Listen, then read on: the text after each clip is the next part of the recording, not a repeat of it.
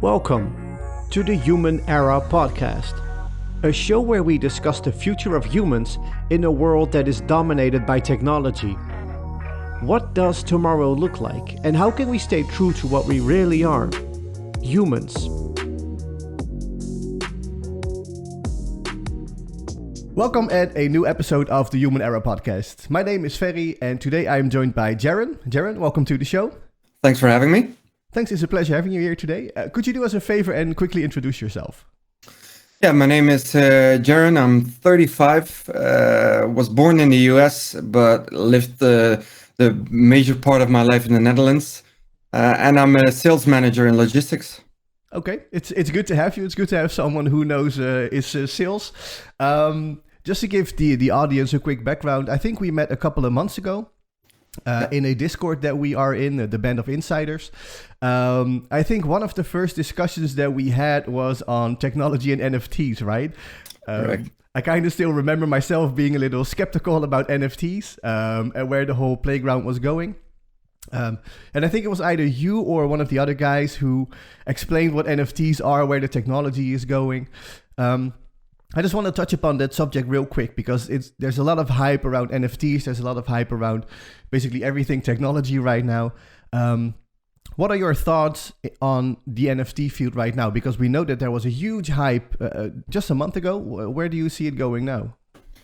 Yeah, just to make it clear, I think I was as skeptical as you in the beginning. But as I learned more, I learned that and I saw that the technology behind an NFT within the blockchain can be extremely valuable. And not only, as you see now, a lot of projects, what they call picture for profile projects, which are just, it's just a JPEG that you save to your computer and you use it as a profile picture, which isn't interesting to me. And please bear in mind, I'm nowhere near an NFT expert, not a crypto expert.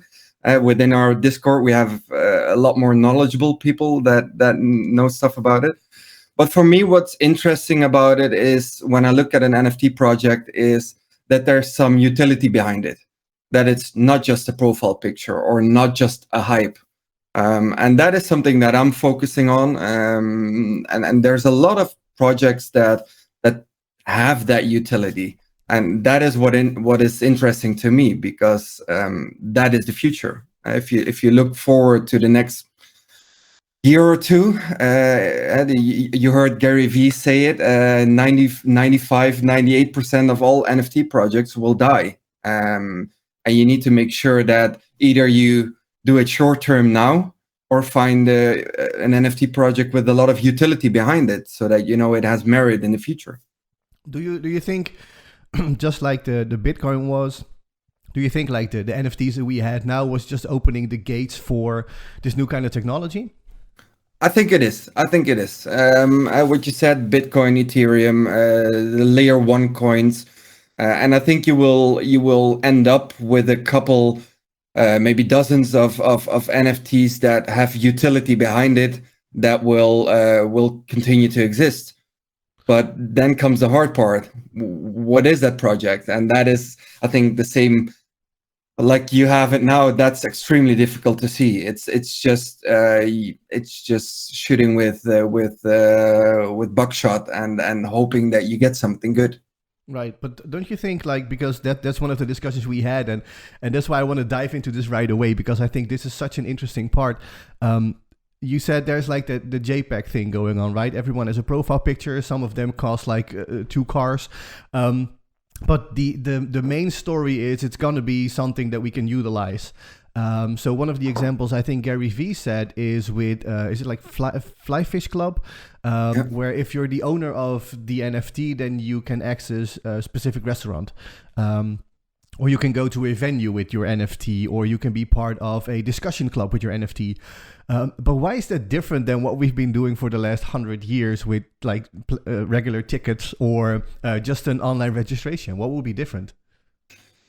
In essence, it is the same. Yeah, you're giving something out and people get something in return. It's as easy as that. But I think especially if you start looking at I know in our Discord there's a project that was mentioned, and the goal of that project is to raise funds through an NFT, and use those funds to increase the bee population on this planet, which is extremely important, of course. And those are the utilities that are a little different than having a ticket to a concert, or being part, or giving some revenue to an artist. Another project which I'm involved in now with an NFT is a beverage brand in the US. They're starting to go into stores, and they made an NFT. So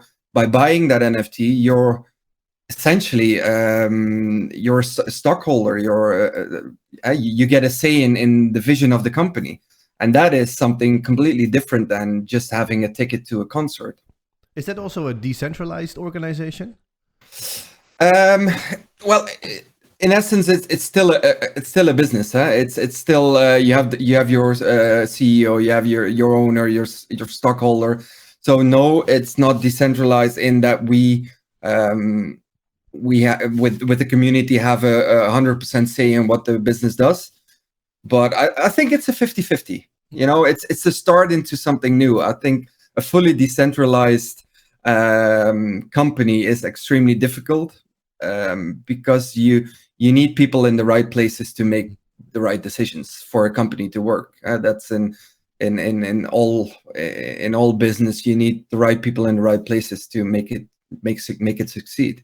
Yeah, I think that's never going to change, right? No, I don't think so.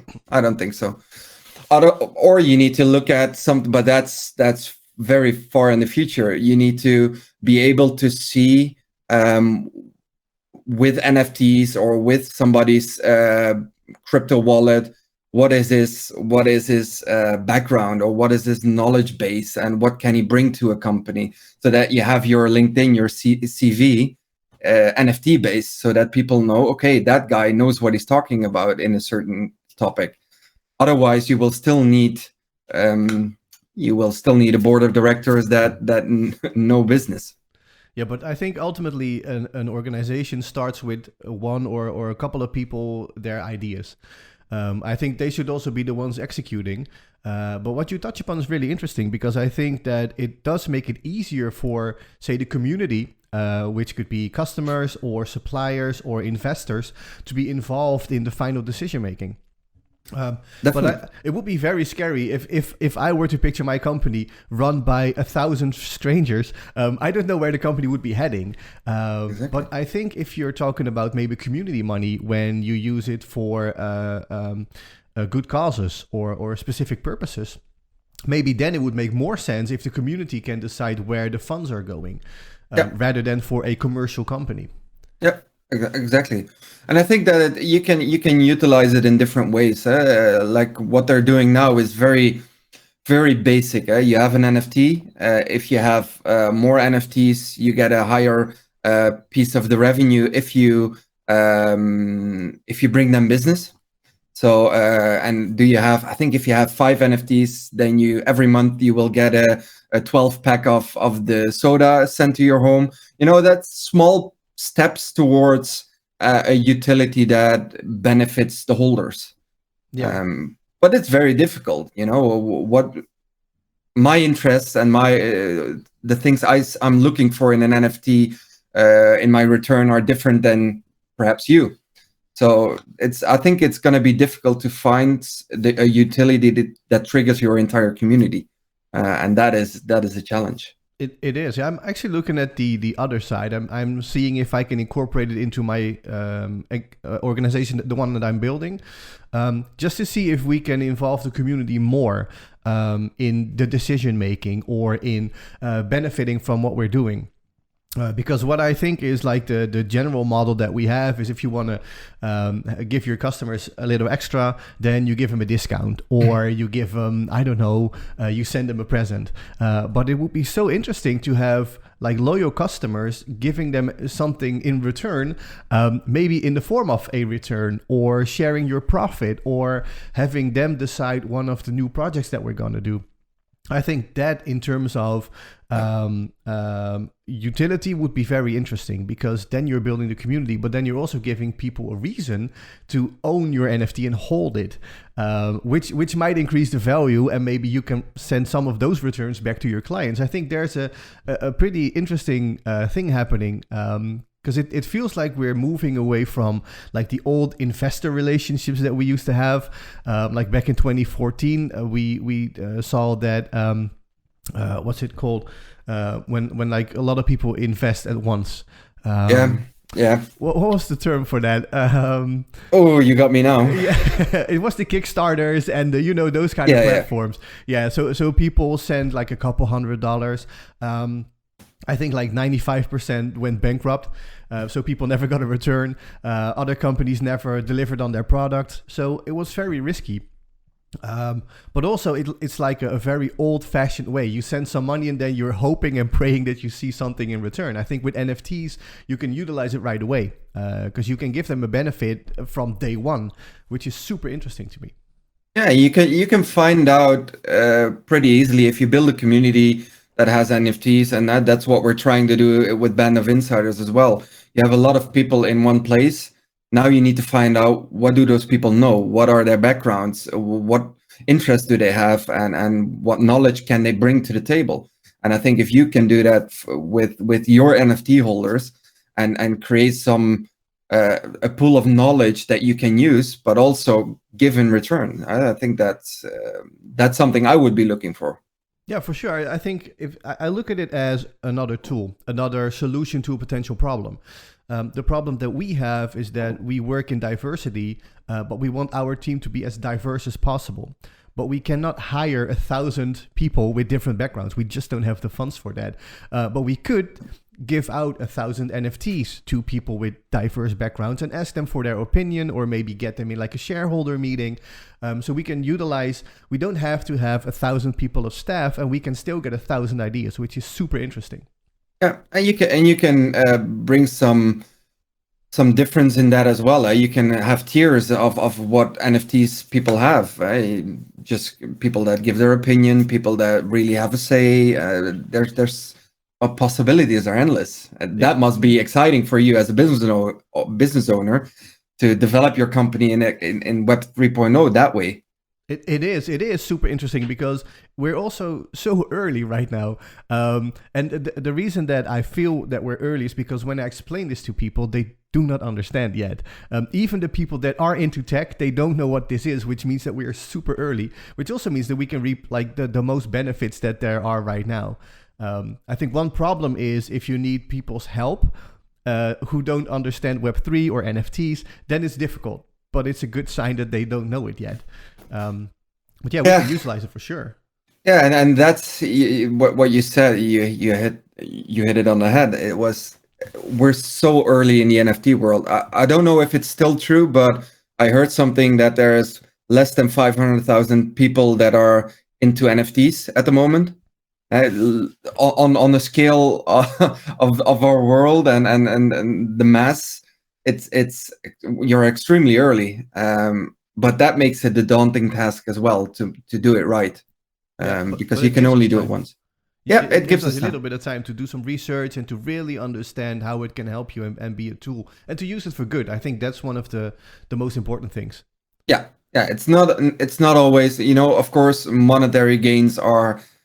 Yeah, we're human and we need to pay our bills, and you need to think about your pension, but there needs to be more behind it, or at least have a good split between what's good for the world and what's good for you. And I think that's important. Even if you look at the stocks, look at your stock portfolio. For instance, for myself, I sold Shell because I think I couldn't justify it to myself to keep it, so I sold it. And those things I try to think about, and I think my wife triggered that in me, because she's really when she buys clothes, she looks at how sustainable is a company and no child labor. It will cost you more, but it's that's karma. Let's call it like that. It's just good for the world. So I'm doing that more and more also with the things I'm investing in. But yeah, it's a daunting task for me as well, to jump into this world and say goodbye to the old ways of normal stocks. So yeah, that's difficult. Because we're at that age as well, right? I think you said in the beginning you're 35. I think I'm 34. So we're basically the same age. I think we also come from that era where we kind of like grew up when the internet started. So we still know what it is to be offline, but we also know what it's like to be online. I think for us, for our generation, it's not easy, but I think it's crucial that we start understanding how this works. Not like we're almost 35. We know Web 2. Let's stick to that. Let's stick to what we know. I think we still need to like move to Web 3 as quickly as we can, because now we're still young, we're still fresh. Especially everyone listening who's younger than we are. This is the time to do that. Do it. Yeah, go for it. Yeah, don't wait. And it's important to know, and that's such a piece of advice that may be like, yeah, of course you need to do that, but just use money you're willing to lose, because that is how it is. Don't use money you borrow. Don't use money that you need to pay your mortgage or your rent. But even if you start with 10 euros, 50 euros, it doesn't matter. If you start, you're in it, and then you can develop. And I think that's important, especially if you're young. If we knew this 5-6 years ago, what we know now, we would have gone all in. Yeah. It's as easy as that. Of course. But that goes for everything. I mean, if I knew everything 15 years ago, I would have bought stock in Facebook. So, Exactly. But the thing is, like, just try it. I mean, I think it was like November 2020 when I bought into the metaverse, one of the metaverses. No idea what was going on. I knew how to purchase like a piece of it. Turned out they were thinking of turning things of that nature, like the things you were buying, those were tiles of land, turning them into NFTs. But also people keep screaming like it's a scam, nothing is happening, it's going slow. But the thing is that, of course it's going slow. It's so brand new that even the developers need to learn how everything works, because they're literally building like the first things they are building Web 3. So of course it's not going to be finished in a year. So patience is so important. Yeah, it's a long-term project, especially the metaverse. I think it will go quick eventually, but you can see now there's a lot of companies trying to do it, figuring out how to do it and do it good. And people will fail, but you just need to jump in. No risk, no glory.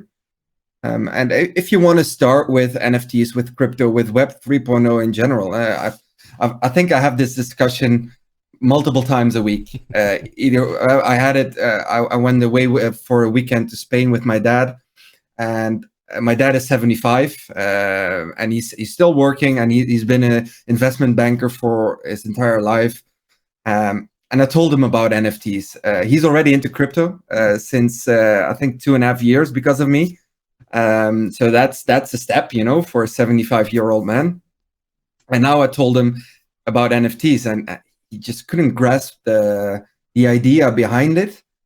And I said, just look it up, just go on Google, YouTube, what is an NFT? And just start at the beginning and try to get some knowledge absorbed. And then it's not that daunting anymore. Once you're in it, you can learn and learn and learn. Because I don't know anything or at all, everything about NFTs or crypto, but I'm doing my best, and I'm trying to not speak bullshit and try to stay with facts. But you never know, and do your own due diligence with everything you do. Don't listen to just anyone, but do your own due diligence. That's a few things I would say. Yeah, it's good advice. I mean, it's true. It has been true for ages. If you were in the 1930s and you wanted to get into the stock market, you still had to do some research to understand who's there, what's going on, how does it work. But it is, if you understand it and you have some funds that you can invest, that you are willing to potentially lose, go for it. Because even if you lose the money, and even if it's like 10, 20, 30 euros or dollars, you still learn so much just by doing it, by applying yourself into it. Because reading about it, and I think that's one of the most difficult things, especially if you talk about NFTs, and that's also where my skepticism came from in the beginning. There is so much bullshit, and there is so many people pretending like they are the experts. But who do you believe? Because there's no a Bill Gates or Mark Zuckerberg who says, I've been doing this for 30 years, I know everything about it. Everyone's been doing this for a couple of months, maybe 2-3 years at most. But how do you know who is the expert and what's the truth? That's so You don't, and that's exactly what you said. There is no Warren Buffett that gives you the knowledge and that okay, that guy did it for the past 50 years. He must know what he's doing. You don't have that.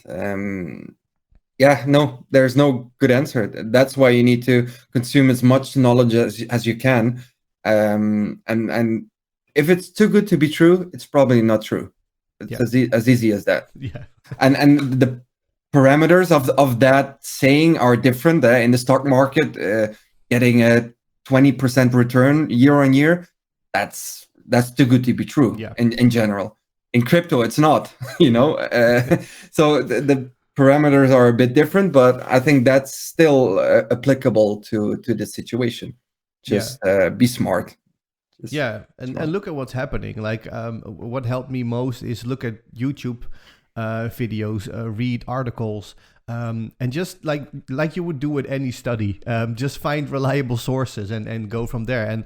But just go and do it, even if it's small, even if it's just a start. Like you said, if it's only if we're talking about NFTs, if it's only 500,000 people in there, we often talk about the 1%. It's not even 1%. It's so low. I mean, it doesn't even matter if you take 30, 40, 50 hours, you're still super early.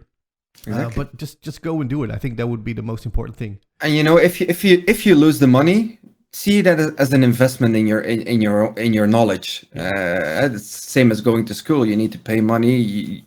You don't get anything monetary in return immediately. But see it as knowledge, because that is what it is. You're gonna fall down. Yep. And just get up, try again, do better. Yeah. But isn't that how we all studied? I mean, if you go to school, you need to buy books, and that gives you the knowledge. Exactly. If you're not buying books, but you're buying like street knowledge, you're basically purchasing your knowledge. If you buy for a couple of dollars or euros, if you just start, that's basically purchasing your education. So even if you lose it, you still gain a whole lot of insights, a whole lot of information. I bought a lot of school books, but I barely used them. That's true. That's true. See, that's loss of money, so you best invest it in something else. Yeah, and that's what you said. That's the street knowledge. And if we transition into my field, an education is not. Of course, it's needed. People look at it, but it's not something that defines you at how good you are or what you're capable of. It's experience, and that is completely different. Yeah. I'm a big believer of that. If I'm to give you a little bit of background about like how I look at that is when I was in school, I did vocational MBO. It's what it's called in our country. And I learned about marketing and sales and developing and everything. I thought everything was interesting, but not interesting enough to like stick to it for 4 years. I just couldn't. I started in developing, and I thought, oh my God, these guys around me, they were like born developers. When we had lunch break, I went outside with 2 other guys to, buy some food or, get some drinks. They just stayed there programming stuff, creating games, etc. And I was like, okay, I'm not on their level. But do I want this bad, or do I just want a bit of this knowledge? So I spoke to my teacher, and he said, well, I think this is not your thing. You're not gifted in this. You understand what's happening, but you're not gifted, right? Let's face it. Like, okay, fair enough. So I decided to go into marketing and communication just to get a broad knowledge. Like we always said, if you don't know what you want to be, you go into marketing and then you figure it out, right? So that's what I did, and I had the opportunity to go even further, to go to college. But I said, well, I'm not going to do that because I don't know what topic I want to stick to yet. I have no idea. So I think it's like at the age of 21, I took up a sales job as an account manager, like calling clients, having my own personal clients, etc. Super interesting. And then I started picking up like smaller courses. So a course in social psychology, in coaching, in marketing, in sales, whatever. So I took like a bunch of topics, even fitness training and food and etc. So I just thought if I fill my entire backpack with knowledge, then I can build my own character. Not stick to one topic, because I know I'm not going to succeed because I get bored, I get distracted. So I did that for a couple of years. I went to school basically every night. I was like 23, still doing homework, which was fine because I was working during the day and then, upping my knowledge at night. And then I think I was like 25, 26. I got hired into a big corporate, and I was in a team with people who solely had their master's degree. But I was at their table. I was doing the same type of work.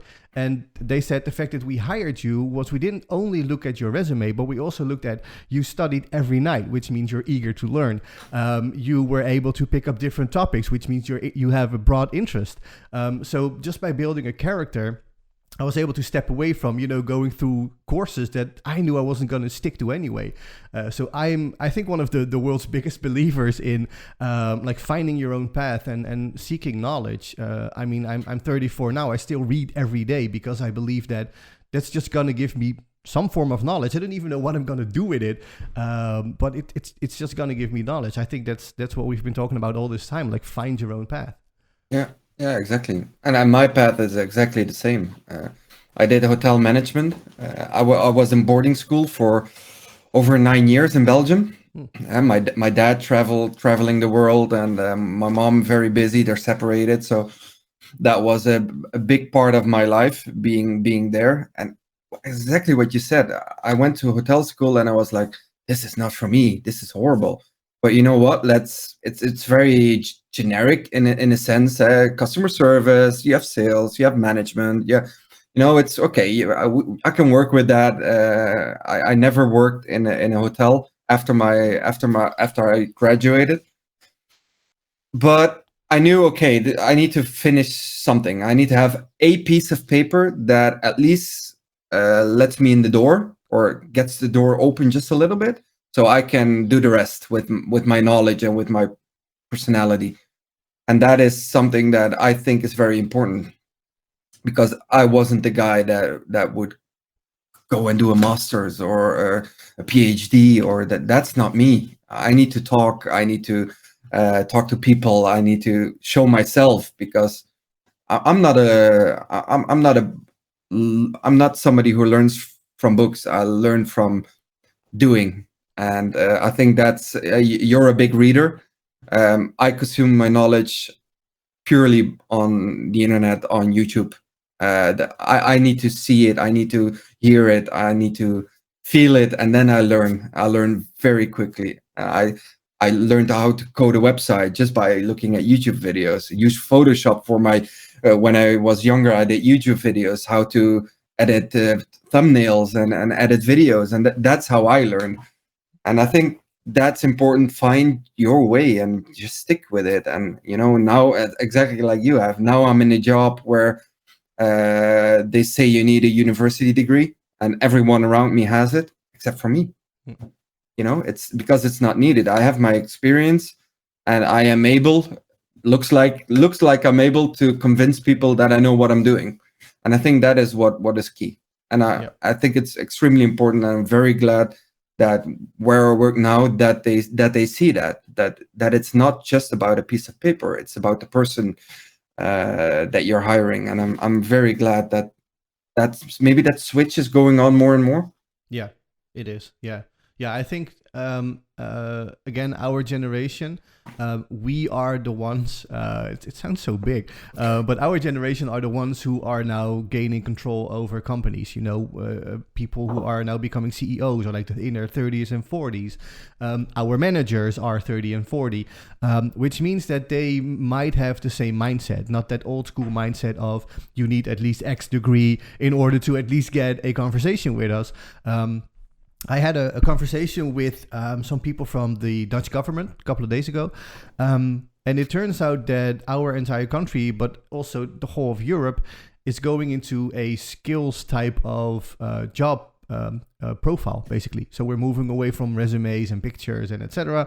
We're going into skills, which means that the entire mindset of our economy is moving into problem solving rather than people profiling, because like you know how it goes. I've helped clients to hire people for their marketing as a freelancer, and I went through resumes, and even I caught myself having a certain bias. I just wanted to people who spoke to me as a person.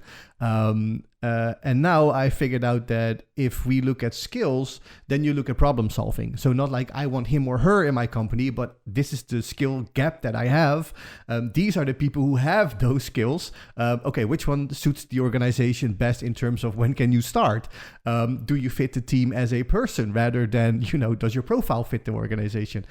So it does seem that the entire economy is moving more into looking at skills and like what have you done and what are you willing to do to accomplish your goals, rather than do you have X diploma? Because it also just means like maybe you were great at remembering and studying text and keeping that knowledge for 48 hours and then forgetting everything you've ever learned.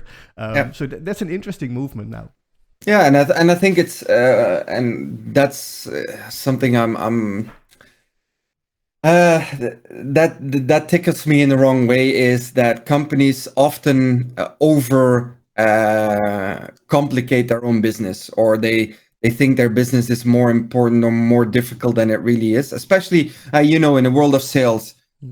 Honestly, it doesn't matter. I've been in logistics, I've been in the industrial sales, I've been in healthcare, and it doesn't matter. It's all sales. And I've had, before I started working here, I had interviews with companies that had very specialized industrial equipment, and they all said, but you don't have experience in this field. I said it doesn't matter. First of all, if I'm interested in a product or in a sector, I'll learn. I worked at a company and they made a lot of returnable packaging, so a lot with plastics. Within 6 months, I knew everything about what plastics could and couldn't do, the data sheets. I knew I knew all of it because I was interested in the product. And it doesn't have to say that you don't have a university degree in biochemics to know that. And I think that is something that is still happening, and I hope that changes, because you're losing so much knowledge by thinking that you are so different than other companies or other sectors. I think that's in sales. It's all about the sales knowledge. How are you with people? How can you find, qualify, and connect buyers around the globe? There's so much more to it than just the product. It is. Yeah, but I think it depends on the department. If you are hired to improve the quality of the product, of course you need to understand how the product is made. And maybe then you do need a degree because you are going to work with certain materials. Exactly. But if you're going to sell an existing product or even give your opinion on how to improve the existing product, you can do that from sales. Because you understand the product, because like you said, you go into it, you learn everything about the product, you learn everything about the market and the clients. Why would you not be able to combine one and two together? I mean, but in sales, and I think that's an interesting topic, because sales, I hate it and I love it. I mean, it's necessary, especially as a founder of a company. You are the sales department. So sales is something necessary, but it is changing so fast. And there's so many tools right now.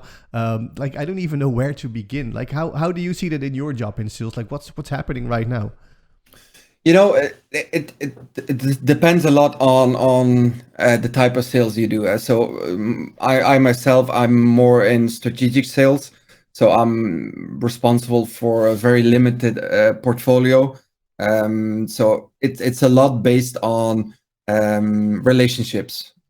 Growing the relationships and making long-lasting partnerships with your customers. There's especially if you look at the what you call the inside sales, the cold calling, that changed massively. There's so many tools on the market. It's almost data driven, or it is data driven, and that is a big change. 10 years ago, 15 years ago, where you would go to the golf course with people to to find out what they're doing and how they're doing it and what you can do for them. And I think there's a big shift in that market. But I think also with COVID, there's a big shift in that, especially from the customer side, or at least I can see that customers now realize that they don't need you there on site to be able to have a good conversation, or find a solution to a problem, or build a relationship to some degree. I do believe that when you have a new customer, it's always better to have dinner with them, look them in the eye, see their body language, which is difficult online. But in the rest of the sales process, I see now that it's so easy to just sit behind your computer. The efficiency has gone through the roof, in my opinion. And I think that's a good thing we inherited from COVID, is that realization, also the realization from your company that is allowed, working from home, just much more flexible in what we do and how we do it. I think that's the biggest change, and I hope that is one to stay, because it will not only save the company's money because we don't travel that much, but it will also help in save the world a bit more by not flying that much. Because if I look at myself, I did it a lot. I fly all across Europe, and for what? Sometimes for a meeting, 2-hour meeting, I would fly to Poland. What's the reason for that? And I think it's good that there's some change going on in that. And that now when you go and step into a plane, it's needed. There's a big issue, or there's something to celebrate with your customer, which is good as well. So I think that is a massive change. It is. Yeah, I think people become more aware. I think I've seen it that if we have a meeting abroad, then we try and get a couple of meetings to make it the most efficient. Like, we're not going to fly up and down 6 times, we're going to go once, and we're going to meet every one of them, but we're going to stay 3 days. But what you said in the beginning was very interesting to me, because I feel that sales is more and more data driven. Do you feel that we're going the right way with being data driven, or are we drifting away from like the human contact, like you're doing? Like you're building relationships, you're one-on-one. Are we drifting away from that? Are we being too much data driven? Yeah, if I look at it from a personal perspective, my strengths lie in the fact that I am extremely good at forging very long-lasting relationships, and by creating that relationships, I create business. I'm not the one that does cold calling and that calls a customer every day. Hey, how is this opportunity? Can we do this? No, I'm completely different in that regard. So I hope that we can still keep some good balance between using the data, but also thinking about the human aspect, because we will always be in a human era. As of now. That's a good one. No pun intended. I like that one. The customers, the buyers in this case, are more informed than they have ever been, and that is something with the data. The customer has the data, you have the data. That makes it a difficult process as a salesperson, because they're more knowledgeable than they were before. I think that's a big change, and that's something we have to deal with, because I don't think it's going to change. Isn't it more brand building then now, so that they have the information? I think I don't have the statistics. I hate it when that happens, but I think it's like 75% of sales has been done on the initiative of the buyer, because they already have all the information. They've read all the articles. So isn't it the key to be found by them now, rather than you calling them, etc.? Yeah, that is one thing. Of course, you need to, what you said, build your brand in order for them to notice you. Because if big companies have billion-dollar companies, they send out RFQs. If you're not one of the, say in logistics, if you're not one of the big four, chances are you won't get that RFQ. So people need to know what you're doing. I think that's that's very important. Yeah. But I think as a person too, right? Because speaking from my own experience, about 10 years ago, maybe even more, when I was in sales, they started falling in love with CRM. So like gaining information about your customer, knowing everything. And we were assigned to a bucket of customers. I think we had like 20 each or something, which was in IT. And then we had to do cold calling. So we had like call lists, etc. I hated that. Horrible. But the thing is that, yeah, Horrible. Jeez. But we had to do it. So we did it, and you get better at it, but you still resent it. But the thing is that they had a CRM package where they started adding information brackets where we were, to ask our clients about specific things. And it started with how large is your IT park? How many laptops do you have? How many printers? Which makes a lot of sense because basically you're mapping your customer and you start understanding your market. But then they went more personal. They said, well, if you want to build a relationship, you need to understand your client. So you need to fill out if they're married, yes or no, to whom, do they have children, where were they born, where did they go to school, which was, yeah, exactly like the faces you're making. Those were the faces that we were making. Like, this is intriguing. This is so invasive into someone's personal life. We're building a business relationship. And of course, I had some clients that I had a very good connection with, and you're calling them and you're asking how their weekend were. And they were like, oh, I went to this and that. I went to the zoo with my kids. And so, they have kids. And then the next time you refer to their kids. But that's because I was personally interested in Exactly. how their weekend was or how their kids are doing. I refuse to put that into a system, especially by force. They said, well, if you have your second contact so you get your cold call and you have your second contact, then you ask them those questions. So they were monitoring if say this is our second time ever talking, and I was like, do you have kids? Where are you from? Where were you born? Yeah, what is your bank account number? Yeah, exactly. In a business setting, it was so inappropriate. But the thing is that we were so focused on the data that we didn't make genuine connections anymore. And the funny thing is that we saw that after like half a year, no one was having regular clients anymore. Because in the beginning, there was like, I need to call Ferry. And I was like, he's sick. I'll call back whenever he's here, right? And then it was like, I really don't care because you're annoying anyway. Just send me this laptop. I don't want to talk to anyone because you're asking me all these questions about my kids and my marriage.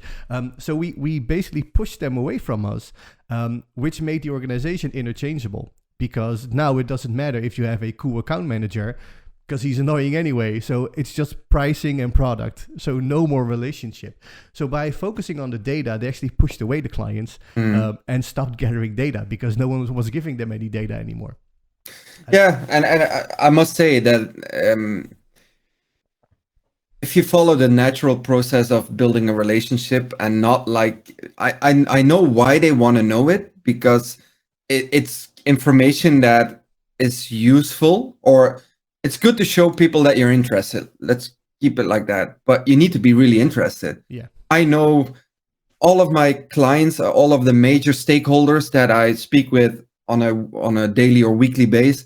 I know that they're married. I know they have kids. I know where they live. I know what they like. But that's because I've spent the last 4 years talking to them and going out to dinner with them and sit on airplanes with them. And that it's not because I needed to know, it's because I'm interested in what they do, and they're interesting people. And I think that's important, that you then use that information to further develop your relationship. That's fine. But yeah, not in a way that you call them the second time and ask them when they lost their virginity. Exactly. Yeah, but that's what it feels like, right? Exactly. It's so invasive. It's so invasive, and it makes you as a salesperson feel uncomfortable. And that is with forcing people to do something they're not they're not willing to do, or they don't want it to do. It's just counterproductive. And that's same with that. It's same with KPIs. If you have a KPI, you need to call 40 clients a week, or you need to have 10 visits a week. In my opinion, that's not how it should be done. I know that as a business, you need to track and you need to be able to project what business is doing, but it can be done in many different ways. You need to trigger the people to call because they feel it's needed, or you need to give them the tools or the products or the services that make them feel, okay, that's something new for my client. He would need that. It would improve his life. And I think I hope that is going to change more and more, that the KPI driven old ways will fade away. That's what I'm hoping for. Yeah, it should be a lot more humane. Exactly. Yeah, like building a relationship. And I think to me, it's also a strong skill that I have is building a relationship, but I can only do that when I can be genuine. If I feel someone doesn't want to talk about something, I'm not going to ask because I can sense that. That's called empathy, which is everything that moves away if you are only data driven. One of the things that we had this KPI where we were not a call center, but we were required to call like 2.5 hours per day. You had this like ticker at the bottom of your screen, but you were free to do however you like, but you need to call 2.5 hours a day. So the thing is, I hated it, and I know it's against the orders of my manager, etc. But that was not how I got the most success. Because what I personally found interesting is to read emails that people were sending me, then interacting with them and asking questions rather than calling them and trying to get the sale. I was reading through their LinkedIn profiles to see what they were interested in, to see if there were topics that we can talk on. And then like in the morning, I went to my desk and there was this like printout of the total call hours, and it said like 1 hour 30 or whatever. And it was like marked red, and it had some remarks on it like too low or whatever. And I was like, okay, you're telling me this is too low, but I did a huge sale yesterday. I connected with 2 people and both of them promised to call me back next week. Yeah, but we need you to call 2.5 hours. So what's the KPI for? Just for metrics. It doesn't work. There's no purpose to it. And I said it before previous jobs, and I've always said it. When there were KPIs, I know they are there, and there are a lot of KPIs that you can meet without actually meeting them. That's what people start doing, because if you force them to do something and they're not willing to or not able to, then they'll find a way to do it, and then the KPI is useless. The metric is useless. It's not valid data. And I always said to my superiors, trust me for now to do it my way. And if I don't deliver, then you can call me, you can talk to me and say, okay, we need to change something. But as of now in my career, I always said, leave me to it, because I know what I'm doing. It feels good for me to do it this way. And I've only had one boss that said no. And okay, then we'll do it your way. And then, for me, my interests move on very quickly. But the people who let me be, I did great, because I was comfortable and I was happy that they trusted me doing the things I needed to do to be successful.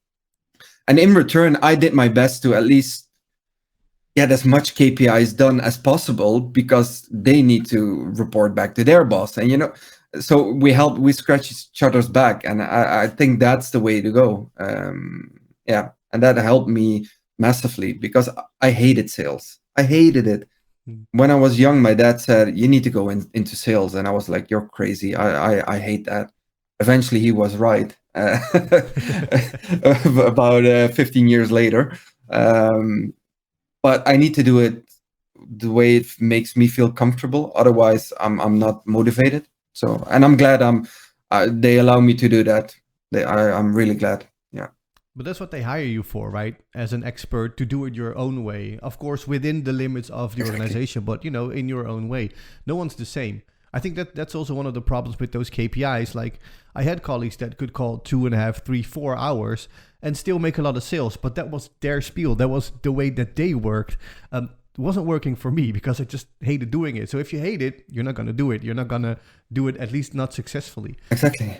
Yeah, so that's the biggest point that I had, and it's also why eventually I left the organization, because I just couldn't fit in. And they tried to give me a little bit of leeway, but they stuck to that 2.5 hours. And I said, well, if I want to call 2.5 hours, then I'm going to work in a call center. I'm not going to pretend to be an account manager with freedom if I only have like partial freedom.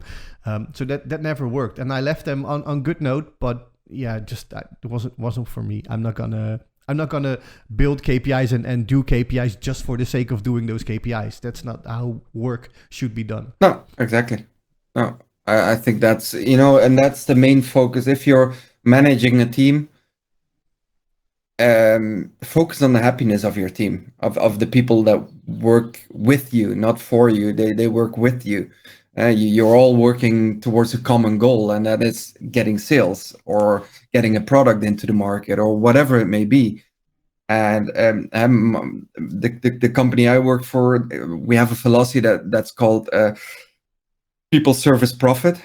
Take care of your own people, make sure they're as happy as possible, make sure that your service is on point, that your customers are happy, and then the profit will come. And not the other way around. And I think that is key in everything you do.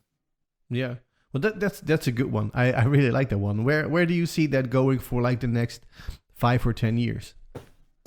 It's only going to get more important. If you look at different sectors,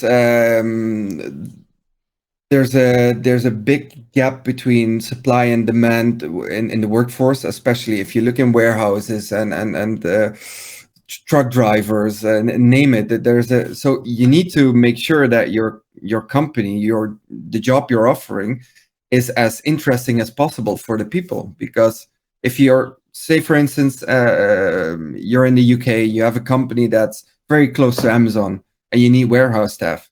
Well, good luck there. You need to find something that diversifies you as a company, and not in the service or in your offering, but what do you do for your employees? How do you treat them? What do you give them in return? Do you train them? Do you give them more money? But that's not everything. Make sure they're happy. You can pay me a lot of money, but if I'm not happy, at least for me, that's always been the case. I'm gone. I'm out. Yeah, true. And I think I think the focus on the people, I think that is going to be extremely important, because if you see how many LinkedIn messages I get a week with recruiters asking me if I can talk an open position, and there's so much choice that your company needs to be very, very good for the people in order to keep them or get them on board. Yep. And that will not change. The same goes for the clients, I think. Exactly. That what we just spoke about, the human connection. Because I think if we look at the technology part of where everything is going right now, technology is super cool, super interesting. But we can all purchase the same technology. Your organization, Amazon, whoever, they can all purchase the same automation. I think the difference, and I think that's where the next 5, 6, 7 years are gonna aim towards, is like how the human capital, how the people within your organization make a specific difference. Like what talents do you have? How can you separate your brands from others based on like human skills, human interactions? I feel that's where we should be going, at least. Sustainability. Exactly. Extremely important as well, and I think we'll see that more and more of companies focusing on the sustainability of their business, because the consumer is looking at that as well. Yeah, for sure. Yeah. And I think you see it in retail so often that, you have these self-checkouts, and you have these whatever packaging is going automatic. So the only real difference between clothing store 1 and clothing store 2 is how the people greet you, how they help you get the right articles, how they compliment you if you wear something that fits you. That's the only real difference, because the clothing is the same, the pricing is the same, the packaging is the same. It's the people that make the actual difference. Yeah. We don't see it everywhere yet, but I think especially also in your job is the fact that how you build a relationship with your clients determines how well they will stick to the organization and how well they will treat you and vice versa. Yeah. It gives you some credit that if your company doesn't perform, that they at least give you the benefit of the doubt because the relationship is good. You will have some more leeway to fix things. I think that's important. But now I want to ask you a question. Sure. What you're talking about, I really like that the customer service part. That's the customer experience is extremely important. But how do you see that change online? Because it's complete. If I go to a store or a restaurant, it's very important that somebody greets me nice. But online, it's extremely different. Yeah. How do you see that? That's so difficult because you have the problem of attention. If I'm on, especially if it's a new web store or a new company that I've never met, you need to grab my attention quickly. And one of the easiest things to do that is with automation. But automation could be a solution for part of that problem. One of the things that I see as the biggest problem in the online space is that the general feeling is that we can replace humans, especially if we look at customer service online, is that we can replace humans with automation. Just use a chat bot, use a voice bot, use a whatever bot to talk to the clients. But the problem is that if you really want to engage with your clients, automation is not going to do that for you. So what I think is if you use automation for the simple part of the customer journey, so easy questions, what are your opening times? Do you have shoe size X available? Sure, that should be done by automation because it's super inefficient to have a person look at that. But if it comes to anything with emotions, I think we still need humans.